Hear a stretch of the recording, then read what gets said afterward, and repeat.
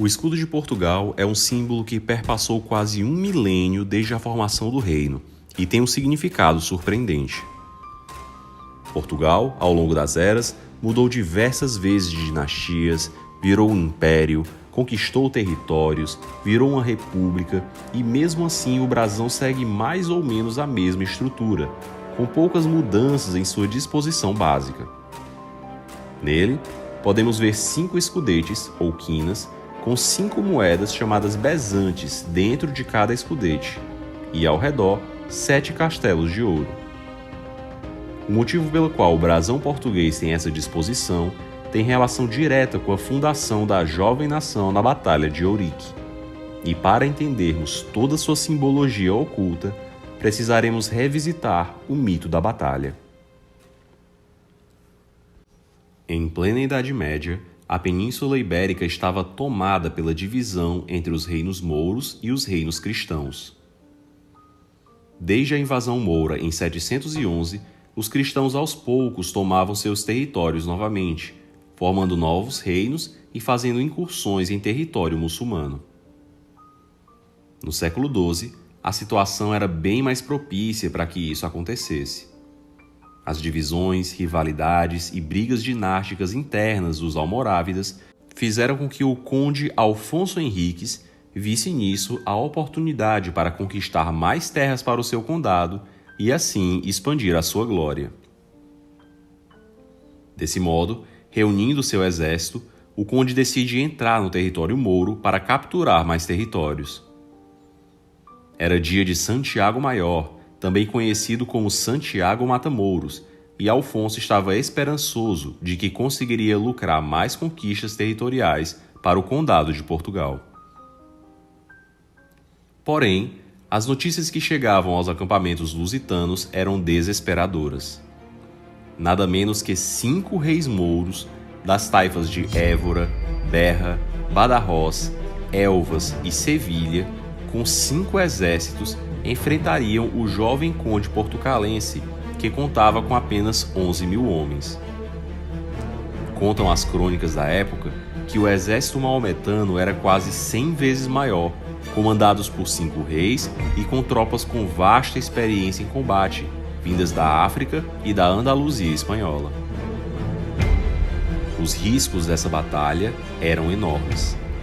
Caso Alfonso perdesse, os reis inflamados poderiam seguir para o norte, literalmente varrendo toda a resistência que encontrassem, e assim todo o condado cair em mãos muçulmanas, talvez até inflamando o espírito de jihad no mundo islâmico contra os reinos cristãos. Querendo ganhar mais território para a cristandade, Alfonso estava prestes agora a perder tudo. Desesperado, Henriques então se retira para rezar e adormece.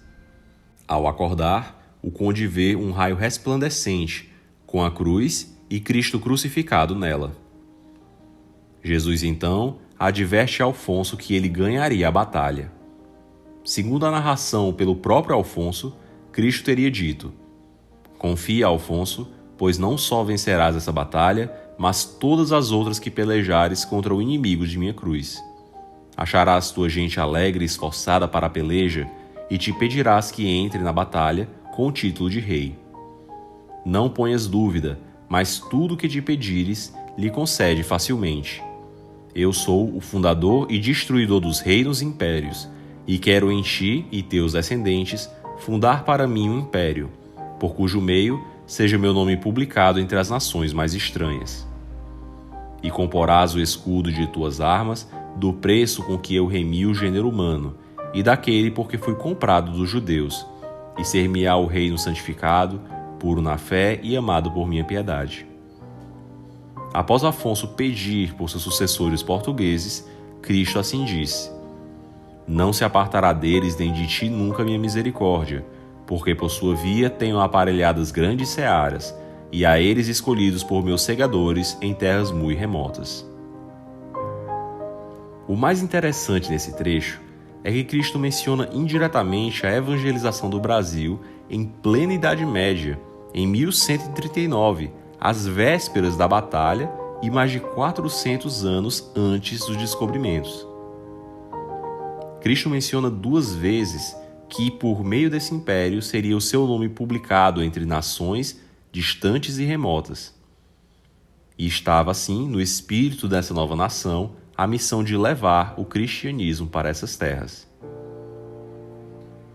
Desse modo, Alfonso incorporou os 5 escudos dispostos em forma de cruz, representando a vitória divina sobre os 5 reis inimigos, cada um carregados com as 5 chagas de Cristo na forma de bezantes de prata. Desse modo, 5 são os escudos e 5 são as chagas de Cristo em cada um. Dobrando-se a quina do meio, ficam 30 bezantes, o mesmo número de moedas pelas quais Cristo foi vendido por Judas. No caso, são representados o preço com que Jesus remiu o gênero humano e daquele por quem foi comprado dos judeus, tal como mencionou.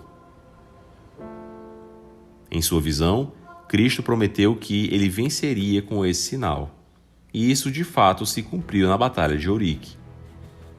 Alfonso venceu milagrosamente o exército dos 5 reis e foi proclamado rei de Portugal por suas tropas. Os 7 castelos de ouro nas bordas vermelhas, por sua vez, são símbolo das 7 vitórias portuguesas durante a conquista do Algarve, região sul de Portugal, pelo rei Afonso III. As 7 fortalezas são as de Estombar, Paderne, Algesur, Albufeira, Cacela, Sagres e Castro Marim. O Reino de Portugal é chamado, na verdade, de Reino de Portugal e Algarves, o último reino mouro conquistado que encerra a reconquista portuguesa. Por isso, no Reino Unido de Brasil, Portugal e Algarves, parece estranho que essa região de Portugal figure como diferente do restante do reino. Na verdade, a conquista do Algarve foi um motivo de grande orgulho para os portugueses, pois encerrou rapidamente a reconquista do país. Enquanto os castelhanos demorariam mais de 400 anos para expulsar os mouros de seus domínios, os portugueses o fizeram em apenas 100. A rapidez e a avidez dos portugueses contra os mouros os fizeram adotar o reino nominal de Algarve como uma lembrança de sua conquista por suas tropas. E até hoje, é possível visitar no Algarve as ruínas das poderosas e formidáveis fortalezas mouras conquistadas e eternizadas no escudo lusitano. Portugal ter conseguido sua independência foi de vital importância para a expansão da cristandade pelo mundo. Se não o tivesse feito, provavelmente não haveria necessidade de se jogarem ao mar tantos marinheiros em busca de terras. O reino poderia fazer como tantos outros, como a França, a Borgonha, Flandres, Inglaterra ou o Sacro Império, e ficar fazendo infindáveis guerras uns com os outros por um punhado de vilas e territórios fronteiriços.